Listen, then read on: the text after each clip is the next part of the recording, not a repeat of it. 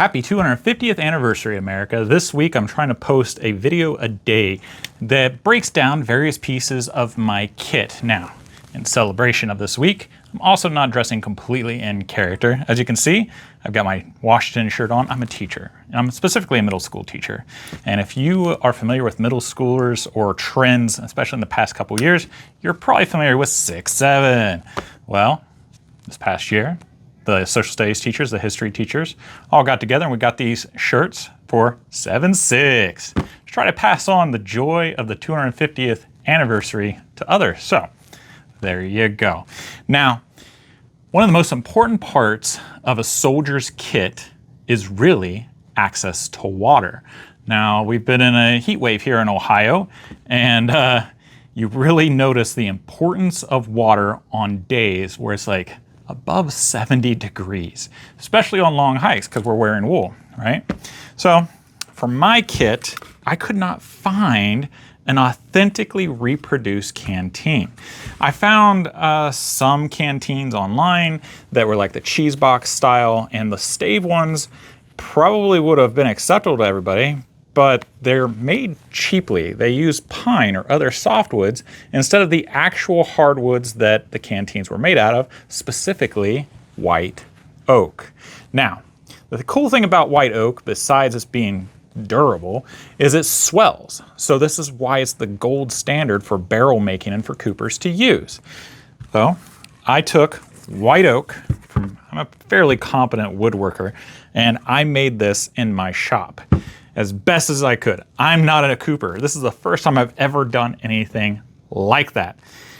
And originally I tried to do the wood hoops and I failed 3 times, as you can kind of see how this works.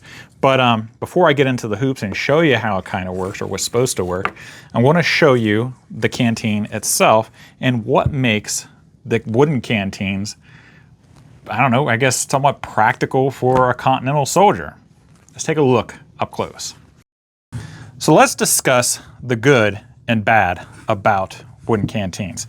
We're going to start with the good. First of all, they're durable, right? Second of all, they're cheap. Compared to tin at the time, the wooden canteens was cheaply made. There wasn't as many tinsmiths to outfit the Continental soldiers as we had desire for. So quickly, we relied on coopers, green coopers or any coopers that we could get a hold of, to make the wooden canteens.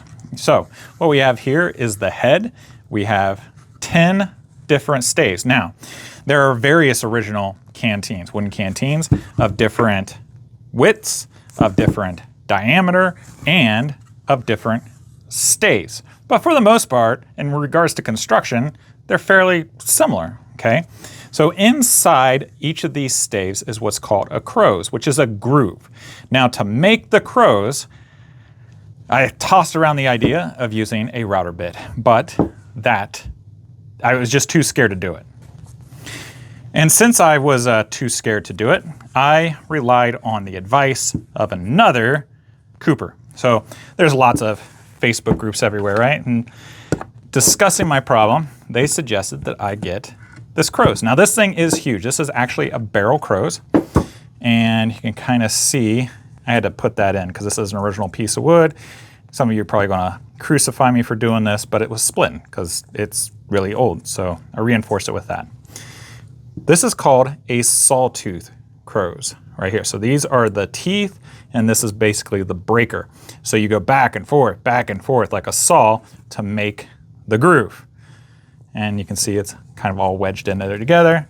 And this is just the base, okay? So it took me a long time to do it, but I was able to get her done. And then I basically just trimmed down, making a slant on the edge of the head, and it fit in there. It worked. It actually holds water. So I soaked it in water and it swelled and it did its job. Now, let's talk about the bands. So I opted for these steel bands. This is 16 gauge steel. The same cooper that helped me out with the croze situation, gave me some advice, told me 16 gauge. Okay, now you see I used nails basically, and I just peened them over to piece them together. I had to stretch it just a little bit, so I relied on some of my farm skills with some backyard blacksmithing. Heated these up red hot, and I stretched them so that they overlap like so. In regards to the strap, leather or linen straps were used. I opted for the leather because it's more durable and it's more comfortable than the linen. And there we go. So we got a leather strap. Let's take a look at the plug. When I first made the plug, I made it out of white oak. I should have known better because I am a pretty experienced woodworker. However, the woodworking I do tends to be dry woodworking, not making barrels or things like that. So when I made the plug, it was beautiful. It went in the canteen, but as the canteen swelled and the dry plug was in water inside the canteen, yes, the plug itself swelled. That was a problem. Getting it out, I didn't think I was ever going to happen. Historical plugs, they have this little divide, like a clothespin. So as you can kind of see, it gives just a little bit. So when I stick it in there, it has a little bit of a pop till it goes through. Once it goes through, it's not going to let it come out. Now I can put this all the way down, and now it's sealed really, really well. I opted for a large ball at the top because of getting this out, and my experience before taught me that I really needed to have something to gain purchase. This is made out of cherry. So if you're going to make your own plug for a canteen, use a fruit wood like cherry or peach or pear or some type of close-grained fruit wood. Even apple would have worked. But I got cherry, so that's what I did. I turned this, and then I had to dial it in by hand so that it would actually fit. And there you go. Now, historical canteens. Sometimes they were rounded. Most of the ones that I've seen are square, like so. I even seen one that was, I don't know if it was personalized or if it was actually came from the cooper, where these corners were kind of sheared off. Oftentimes, you even find a hole on the side, so as you're drinking, the air gets sucked into the canteen. It doesn't get that glug, glug, glug, glug, glug, glug. You have a more even pour. Now, I haven't done that. I don't think I will, just because I like this. And I get plenty of water just as that is. It's a pretty large mouth overall. This has about 1.5 quarts of water. That's it. That's not very much. And when this is full of water, not only, this is the bad, white oak is very heavy. So this whole thing is probably about 4 or 5 times heavier than a tin canteen that the British soldier would have been issued. So when you're talking about weight, water, wood, a little bit of steel, it adds up fast. You can kind of see how I designed it. Now these, oh, I gotta take some alcohol and get that mark off because I even made my little strap holders. But you can see how I stuck those in there underneath. And when this thing swells, it will bulk up and close everything up. Now let's take a look at my failures. As you can see, it's rather thin white oak. They would have used some various different types of woods at the time, but several of the ones that I saw that original were white oak, and like I said, I already have white oak. I had to measure the circumference and the diameter, and it all keys together. So you can see right there, and you can see right here how that is made. But basically, you bring this in, you twist, when this is soaked for a while, you stick that in the keyhole and it binds on itself. It's very ingenious. But by the time that I got it down here, it snapped. It broke. I tried this 3 times, so I gave up on it. Many people are more successful than me. If you try this, at least now you have the overall idea. That is the drum style, not the cheese box style, but the drum style or the barrel style, the stave style, wooden canteen that Continental soldiers had access to. And hopefully you can take my mistakes and my troubles and you can, apply it to your own canteen if you decide to make it yourself. I'm telling you, white oak is the way to go. Try to stay away from pine, which is so common in other things. White oak is the gold standard. it'll be so much better for you in the long run. A little bit harder to work with, but it'll be a lot better. If you like this video, please click like because it helps other people find it. We really appreciate it. It helps the channel and it means a lot to us. Also, I want to tell you about the Press and Mess Kit. It costs $200. You can get yours in the description box below. Click the link. There's like the history about it, the video and things like that. But in my opinion, it is the best one-person mess kit. It comes with 54-ounce stainless steel canteen. Comes with a cup, the plate, and the skillet.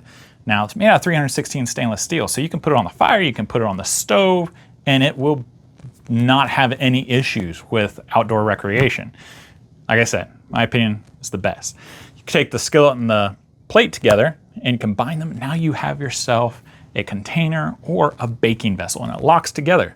So you don't have to worry about popping open in your pack. You can put your breads, your meat ration, or something like that, but if you want to bake with it, it makes a really good cobbler device, or if you want to bake cookies or biscuits or something like that. Again, it's in the description box below where you can see the video, you can see the history, you can check it out yourself. Lastly, we're starting a museum, and I invite you to join us and be a part of history, especially celebrating history of outdoor recreation. It's going to be called the National Center of Outdoor Heritage. It's going to have collections from before colonization and displays to current times. All recreation. It's going to be the Smithsonian of outdoor recreation, and we need all the help that you can get. Now, we're doing that right now by asking and encouraging you to join the Camp Crafters Guild. Now, you can join the Camp Crafters Guild for free. You know, that's not a problem if you want to get on for free and see the free services and aspects of it, but we also have paid options, and you can check out the different tiers and all the things that you'll get, the benefits for investing in the museum by checking out www.honorableoutfitters.com. That's it, www.honorableoutfitters.com. And like I said, there's lots of different things on there and how you can support, and if you can't support monetarily, that's fine. Maybe you got professional experience or expertise that you can contribute. Maybe you can pass around word of mouth. There's lots of things that you can do to try to help the effort of making this thing a reality. And it's going to be awesome. So wouldn't that be cool to be able to add your name to that list of people who actually supported this groundworks effort? So again, www.honorableoutfitters.com. Lastly, if you'd like to see the video about the Press and Mess Kit, you can check it out here. If you want to see videos about all the camp crafting gear, you can check it out here. Drink water. It's hot out there. Give a kiss and hug to your loved ones, and I'll see you guys next time. Take care.